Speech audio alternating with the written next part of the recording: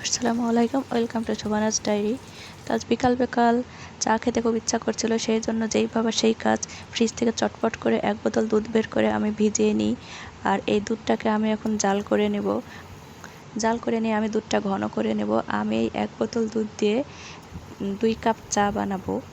তো দুধটাকে জাল করে আমি একদম ঘন করে নেব। লিকার চায়ের চাইতে আমার ঘন দুধের চা খেতে খুব বেশি ভালো লাগে।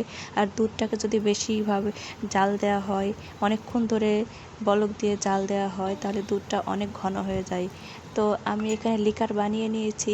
লিকারটা আগে বানিয়ে নিয়ে তারপরে আমি জাল করা দুধটা এই লিকারের মধ্যে মিক্সড করে দেব।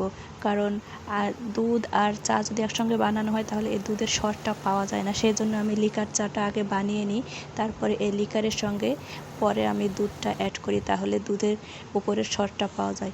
তো এখানে আমি লিকার চাটা আগে করে নিয়েছি। করে নেওয়ার পরে চাটা আগে আমি ছাঁকনিতে ছেঁকে নেব। ছেঁকে নেওয়ার পরে এর সঙ্গে আমি জাল করা ঘন দুধটা মেশাবো। লিকারটা আমি খুব ঘন করে খুব অল্প পরিমাণে করেছি, কারণ দুধের পরিমাণটা আমি বেশি দেব। তো এই তো লিকারটা আমি আবার পাতিলে ঢেলে নিচ্ছি। আর এইখানে ঘন জাল দেওয়া দুধটা আমি মিশিয়ে দিলাম। তারপর এটাকে আমি অনেকক্ষণ ধরে আবার জাল করব, যাতে এর উপরে আবার একটা আস্ত স্বর পড়ে। আর এরকম চা খেতে তো আমার খুব বেশি ভালো লাগে। লিকার চা আমার অতটা বেশি পছন্দ না, তাই আমি এভাবেই মাঝে মাঝে চা বানিয়ে খাই। কখনো লিকার চা খাই তো সেটা অন্যভাবে, আদা দিয়ে মশলা দিয়ে এইভাবে খাই। এখানে চায়ে দেখছিলাম আমার চিনি কম হয়েছে, তাই আমি পরে আবারও 2 চামচ চিনি অ্যাড করে দিয়েছি, কারণ চা মিষ্টি না হলে আমার ভালো লাগে না। তো ফাইনালি আমার চা কমপ্লিট হয়ে গেছে।